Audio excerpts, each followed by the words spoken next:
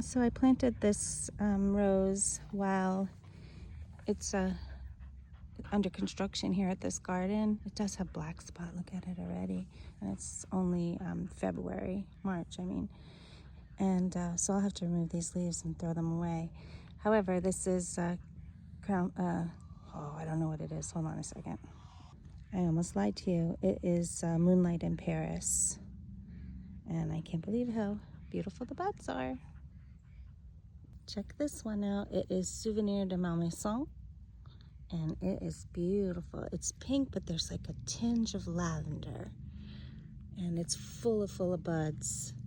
And here's another bud. It's low to the ground. This one's only about 2 feet off the ground. But look how beautiful that is. It's absolutely gorgeous. And it's got more blooms coming.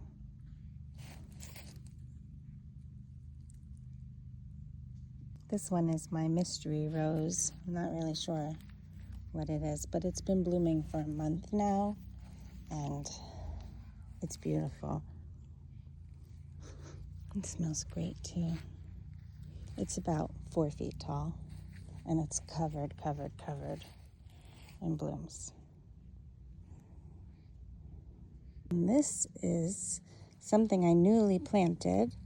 Look at it. It's already covered in flowers. So this is a Chinese fringe tree, and I guess I'm test driving it because I'm not sure it will last here in this hot sun, but I have it protected pretty much in the hottest part of the day. But yeah, Chinese fringe tree. I forgot where I got it, from one of the online stores, and it's really beautiful. No fragrance. Oops, sorry, no fragrance. This is my Duchesse de Brabant, and it has scattered flowers all over, a little bit of black spot. But yeah, it's really gorgeous. Let me see if it has a scent.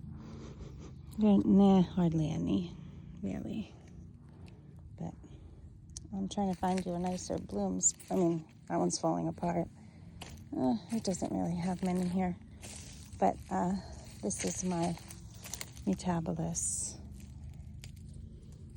And oh, there's a pokeweed popping up right there. But these are amazing. They really, that is like on fire. It glows in the sunset. So these should all be taking off shortly, even though they've been kind of popping in and out for a little while. Mutabilis. So this is my Davis store rose. I would say these canes are probably about 12 to 15 feet long. I put it on an obelisk here, and it is